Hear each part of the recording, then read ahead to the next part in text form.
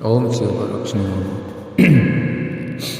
भगवान शिव का कैलाश पर्वत पर गमन और सृष्टि खंड का उपसंहार। ब्रह्मा जी कहते हैं, नारद मुने, कुबेर के तपोबल से भगवान शिव का जिस प्रकार पर्वत श्रेष्ठ कैलाश पर शुभ आगमन हुआ, वह प्रसंग सुनो। कुबेर को वर देने वाले विश्वेश्वर शिव जब उन्हें निधिपति होने का वर देकर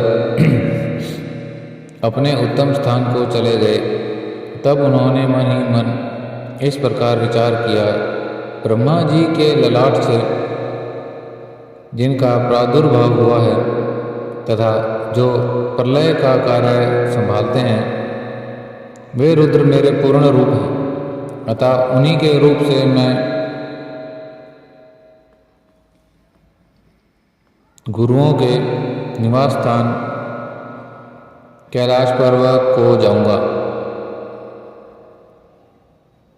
उन्हीं के रूप में मैं कुबेर का मित्र बनकर उसी पर्वत पर विलास पूर्वक रहूंगा और बड़ा भारी तप करूंगा।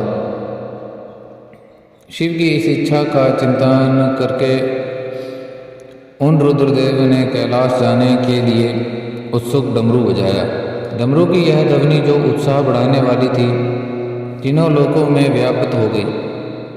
उसका विचित्र गंभीर शब्द आह्वान की गति से युक्त था, अर्थात सुनने वाले को अपने पास आने के लिए प्रेरणा दे रहा था।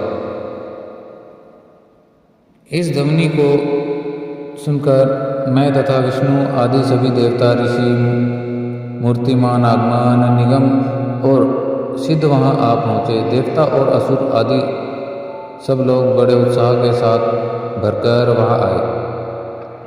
भगवान शिव के समस्त पार्षद और सर्वलोक वंदनीय महाभाग गणपाल जहाँ कहीं भी थे, वहाँ से आ गए। इतना कहकर ब्रह्मा जी वहाँ आए हुए गणपालों का नाम उल्लेख पूर्वक विस्तृत परिचय दिया। फिर इस प्रकार कहना आरंभ किया, वे बोले, वहाँ असंख्य महाबली गणपाल पधारे। वे सब के सब सहस्त्रों भुजाओं से युक्त थे और मस्तक पर जटा का भी मुकुट धारण किए हुए थे। सभी चंद्रचूड़, नीलकंठ और त्रिलोचन थे। हार, कुंडल, केयूर, मुकुट आदि से अलंकृत थे।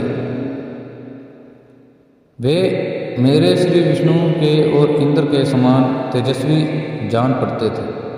अणिमा आदि 8 सिद्धियों से घिरे थे तथा करोड़ों सूर्यों के समान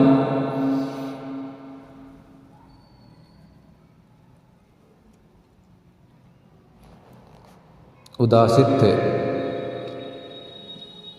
उस समय भगवान शिव ने विश्वकर्मा को उस पर्वत पर निवास स्थान बनाने की आज्ञा दी।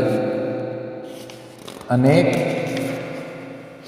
भक्तों के साथ अपने और दूसरों के रहने के लिए यथा योग्य आवास तैयार करने का आदेश दिया। मुने तब विश्वकर्मा भगवान शिव की आज्ञा से अनुसार उस पर्वत पर जाकर शीघ्र ही नाना प्रकार के ग्रहों की रचना की। फिर श्री हरि की प्रार्थना से कुबेर पर अनुग्रह करके भगवान शिव सानंद कैलाश पर्वत पर गए। उत्तम मुहूर्त में उन्हें स्थान में प्रवेश करके भक्त वत्सल परमेश्वर शिव ने सबको प्रेम दान दे सनाथ किया। इसके बाद आनंद से भरे हुए श्री विष्णु आदि समस्त देवताओं, मुनियों और सिद्धों ने शिव का प्रसन्नतापूर्वक अभिषेक किया। हाथों में नाना प्रकार की भेंटें लेकर सबने कर्मश उनका पूजन किया और बड़े उत्सव के साथ उनकी आरती उतारी। मुने उस समय आकाश से फूलों की वर्षा हुई जो मंगल सूचक थी। सब और जय जयकार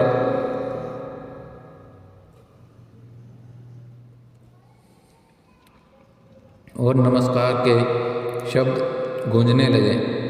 महान उत्सव फैला हुआ था जो सबके सुख को बढ़ा रहा था। उस समय सिंहासन पर बैठकर श्री विष्णु आदि सभी देवताओं द्वारा की हुई यथोचित सेवा को बारंबार ग्रहण करते हुए भगवान शिव बड़ी शोभा पा रहे थे। देवता आदि सब लोगों ने सार्थक एवं प्रिय वचनों द्वारा लोक कल्याणकारी भगवान शंकर का अलग अलग प्रकार से धन्यवाद किया। सर्वेश्वर प्रभु ने प्रसन्नचित्त से वह धन्यवाद सुनकर सबको प्रसन्नतापूर्वक मनोवांछित वर एवं अभिष्ट वस्तुएं प्रदान की। मुने फिर भी श्री विष्णु के साथ मैं और अन्य सब देवता और मुनि मनोवांछित वस्तु पाकर आनंदित हो भगवान शिव की आज्ञा से अपने अपने धाम में चले गए। कुबेर भी शिव की आज्ञा से प्रसन्नतापूर्वक अपने स्थान को गए। फिर वे भगवान शंभु जो सर्वथा स्वतंत्र हैं, योग परायण एवं ध्यानंतर हो पर्वत पर कैलाश पर रहने लगे। कुछ काल बिना पत्नी के ही बिताकर परमेश्वर शिव ने दक्ष कन्या सती को पत्नी रूप में प्राप्त किया। देवेश्वर फिर वे महेश्वर दक्ष कुमारी सती के साथ विहार करने लगे और लोकाचार परायण हो सुख का अनुभव करने लगे। मुनीश्वर, इस प्रकार मैंने तुम्हें यह रुद्र के अवतार का वर्णन किया। साथ ही उनके कैलाश पर आगमन और कुबेर से साथ मैत्री का भी प्रसंग सुनाया। कैलाश के अंतर्गत होने वाली उनकी ज्ञान वंदनी लीला का भी वर्णन किया, जो एलोक और परलोक में सदा संपूर्ण मनोवांछित फलों को देने वाली है। जो एकाग्रचित हो इस कथा को सुनना या पढ़ना है, वह लोक के भोग पाकर परलोक में मोक्ष लाभ करता है। ओम शांति।